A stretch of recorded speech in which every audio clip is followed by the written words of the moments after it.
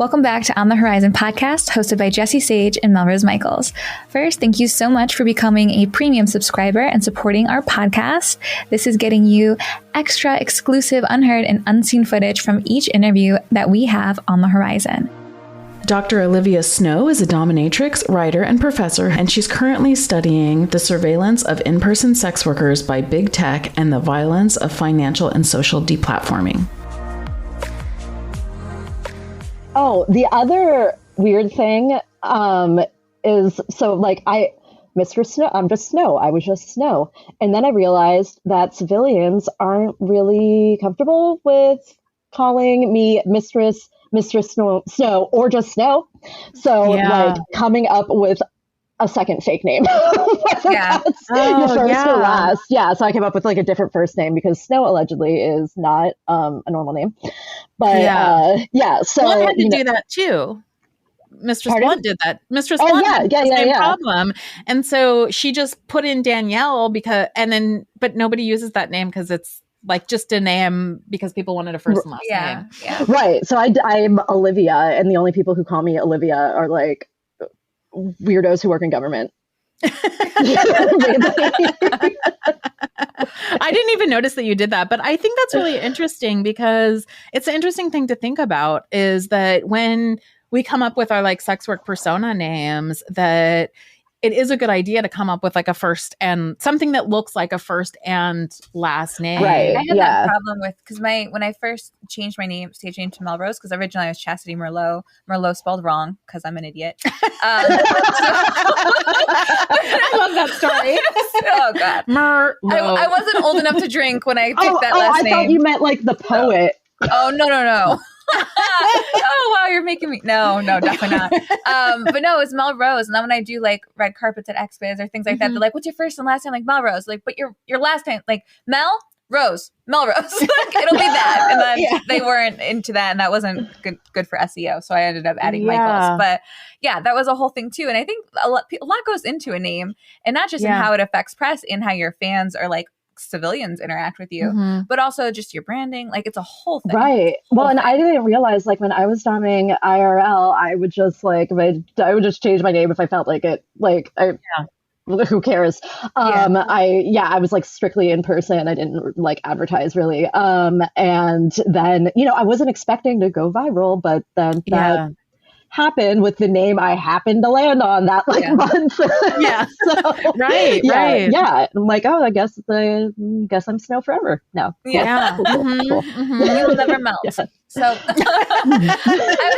we were having this discussion also, like a lot of sex workers are, when they get into this industry, they're not understanding or aware of how they're going to have to balance these personas in general, of like real life persona with your real life job and real life things you do, and then your sex work persona. So I was wondering if you could speak to that a little bit as well.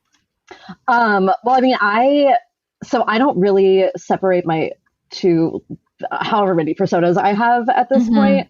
But obviously I've definitely caught myself at, because I adjunct, I still teach, caught myself at work, especially like when I would be doming until like 2-3 in the morning and then teaching at 8 in the morning, where I'd like start to get a little snippy and like Snow would come out and I'd be no. Like, stop it. And it's not necessarily sexual. Yeah, you're like, I'm a teacher. I'm supposed to be like welcoming. And turning your papers today. I remember one day they were starting to get ready to leave like 5 minutes early. So I turned around and was like, did I tell you could leave? That's so great. No, ma'am. I was like, shit, stop it. And it's just like these slight, changes in tone. And So, I like, I get, because domination isn't, or at least like, I don't know, pre-pandemic, I don't even fucking know now, but like I don't have sex with clients. So I'm not particularly nice to them. So, I don't need to worry about, inadvertently doing something that they might interpret as flirting. Yeah. Which, is a privilege. But, Yeah, I mean, I don't know. I feel have y'all had trouble separating the two? Because I feel um, like it's pretty natural for the most part. Maybe like code switching even. Oh, yeah. No, I don't know. I think you were asking more about like if you're trying to keep like a career going under like your regular name. Oh, okay. In that case, so oh yeah, we were talking about this earlier. I'm really selective with the information that I share publicly, and a lot of it is stuff that no one would really think like, well, why wouldn't you like? Who cares? I've noticed this with a Twitter terms of service. They're like doxing. They have like specific bullet points when they explain their policy to say like, this is what we do not consider doxing. And it's like full name. They don't consider full name doxing? I didn't know that. Wow. Found in that our one world, out the that hard is way. doxing. Yeah, exactly. Yeah. Oh yeah. No, there's been like multiple debates about how like it's not doxing. It's just unmasking an anonymous. Like it's fucking. Oh my gosh. Scary. Yeah. Similar to the debates about like doxing those like Bored Ape Yacht Club dudes. Yeah. Yeah. Except, we obviously stakes are different, but birth date isn't considered doxing. Location as like city is not considered doxing. Wow. Employer is not considered doxing. Employer? Yeah. Wow. So like I've had people be like Mistress Snow, aka my real name, and then like tag my employers who conveniently don't give a shit. But yeah, it's like horrifying. Yeah. Jeez. But with those things in mind, also as a trained researcher, I can find pretty much any bit of information on the internet. So I try to like reverse engineer, like, okay, if I'm stalking me, if I take my birth date, my birthplace, and all this, would that lead to my, come here. Would that, lead to my get outed? I even, I would like stagger when I wrote about the weather even, so that people wouldn't be able to find my city, which apparently I didn't do well enough because I got an email in 2020 that was like, I checked the weather patterns on your Twitter account versus that in your city. Who has that kind of time? Yeah. I never understand people who do things like that. Like, why? Wow. Why do they do that? I'll find, like we've all gone down our creepy rabbit holes, but like you keep it to yourself because you're ashamed like an adult. Yeah, where is the shame? Yeah. Right? Like when we do that, like we're like, oh, thank you. I'm so glad that you were able to. No, it makes us like disgusted. Yeah, like, Mistress, I found your bra size. Like, yeah. Okay. Wow. Right. Yeah. That's insane. But yeah, no, keeping like just changing little details, which isn't, I don't think of it as like lying, but to protect ourselves. So like my PhD is just in the humanities. Or like I think I'll say, because I've been doxed so many times, I'm kind of like less on top of it now because I'm like, who gives a shit? But learn from my I've gotten mistakes. to that point too, not because of doxing, but just because like the longer that you're in this, the more that you write, the more press interviews you do. At this point, I'm just like, giving I don't know. information You people know who I am. crumbs, Like, what am I going to do? The only thing I'm worried about would be like my students finding out.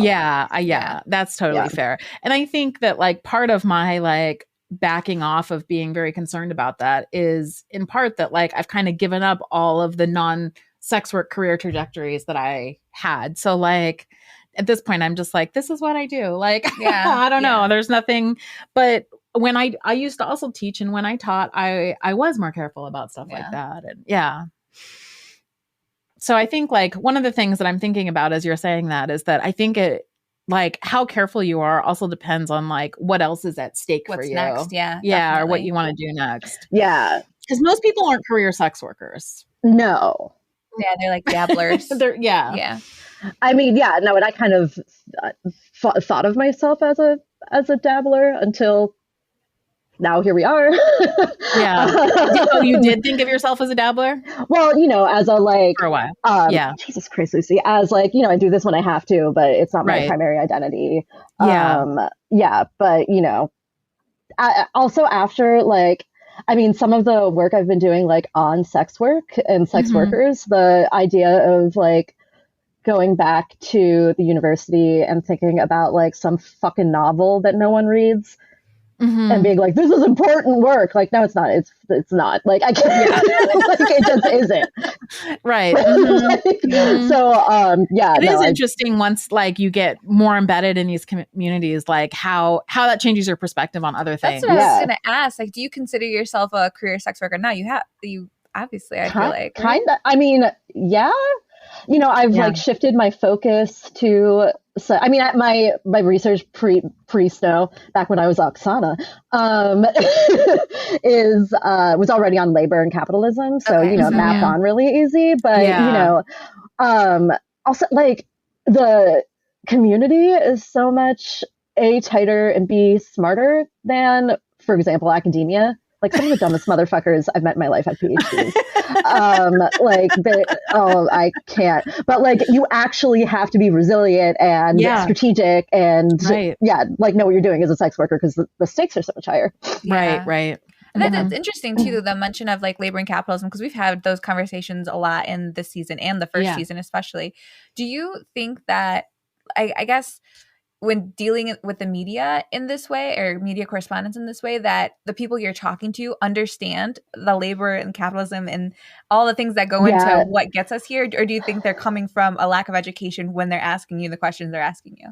Well, so the latter, I think. And I tend to make a point to be like, okay, when we say sex work is work, that's not like, it's a real job. Sex work is valid. Like what it means, it's about worker solidarity and like labor protections. And you know, I've also tried to emphasize that like a dungeon shift is like any other work shift. Right. Yeah. Like, like you clock in, you have to be on time. You know, like, like certain, you know, precautions you have to follow. There's, you know, politics within the other girls working, just like there is in like fast food. And I find that does tend to get lost on people. You know, people like, I guess it's kind of like the Madonna whore complex for whores, where they think we're either like super high end escorts who fly to Tokyo from Paris to like do $10 bajillion sessions, or we're like working on the street. Right. And I'm like, no, we're working probably like in a warehouse next to an office building. That looks normal. Cathy Reisenwitz is a writer and OnlyFans creator with bylines in TechCrunch, This Week, Vice, The Daily Beast, and more. Her newsletter is Sex and the State, and you can find it at cathyreisenwitz.substack.com.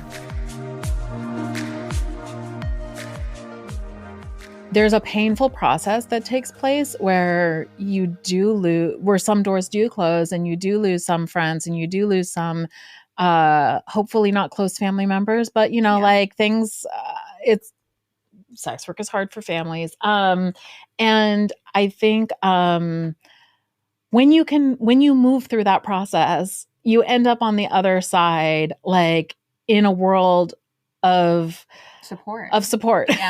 You know, and that doesn't mean that it's easy to do that, but what it means is that when you come out on the other end of that process, you have a world, you know, not that you built, because you don't build your world on your own, but like that is yours. That you can be yourself in. And I feel like that's an amazing, when you get to that point, that's an amazing place to be. Well, and I think it's a start as soon as you can, because I didn't lose a single friend. And I've never really noticed myself losing friends as a result of what I've said, because I'm fucking loud, you know? And it's like everyone who knew me before I started an OnlyFans knew that was within their own possibility and knew that I supported sex workers, and most of them knew that I had done sex work before. And so it's like, oh, Cathy's being Cathy, you know, she's doing her, she's going to do her. And so, you know, if you've got a lot of people in your life who would leave because you are yourself, start being yourself, get them out, get the new ones in. So, what would you suggest for like younger people coming in? Or I have two questions that I want to ask you, and I guess I could think about what what order to put them on. The first one was going to be, what do you suggest when not necessarily creating your own content, but like talking to people in the media about sex work? And then I also was wondering like what advice you would give to young people who are like starting out, either like doing press. Doing press, yeah. That's a good question. I think what I do is I just try to figure out what is the message that I want to convey. Yeah. And then do everything I can to answer the questions in such a way that I get the message out. Mm-hmm. And after that, it's out of your hands. You know, the editors are editors and they may not take your message, but you can do a lot to be prepared, to know what you want to say, and to say it even if they don't ask the right question. And to be available, and to be loud, you know, whatever platform you have, even if it's just a Twitter or an Instagram account, like put your message out there, establish yourself as someone who has something to say. You know, reporters are looking for you to be interesting first and foremost. And then, you know, to be helpful, to have something that's useful to say. And so that's 99% of it is, you know, be interesting and be useful. And three is be available. And then after that, it's just like, be concise, back up your points with data, be willing to tell stories. I think that one thing that people really miss is that people don't connect with facts. They connect with people, and they don't connect through data points. They connect through stories. And so the more you can be yourself and tell stories, the more people are able to follow you, and they get invested in what you're saying. And so that would be my biggest advice, is to couch it in narrative as much as possible, but then also be able to, you know, make sure you can back it up and it's not just anecdotes. Right. Yeah. Is there any precautions you'd give? I would just be aware that you have very little control over what happens after the interview. And so stay on message. And I would also say, and this is true of media of any kind, social media, journalism, that pretty much any amount of attention will come with negative attention as well. And so you need to be emotionally and physically prepared for that reality. It's unfortunate. It sucks. I wish it weren't the case, but it's just the reality of the situation. And so if you're not at a place where you can handle people telling you to off yourself, you know, you may not want to step into that arena, because it comes with the territory and being misquoted and being misunderstood. That all is just part of the deal. But to me, if you have something to say that you need to say, at least I have something to say that I need to say, it's worth it to me to be misunderstood, to be misquoted, and to get hate. If you don't have something to say that's worth that to you, maybe get another hobby, maybe do something else. just post a selfie. Yeah, I think that's really important. I think that's really good advice, because I think, you know, all of us could say, like, you can't be a visible person without getting a lot of that hate, and some of it can be really bad. And that there was a tweet that, remember, I don't know, we were talking about something and you had tweeted about, and it got an odd amount of comments. They took it in a different direction than it was intended, because we were talking about something.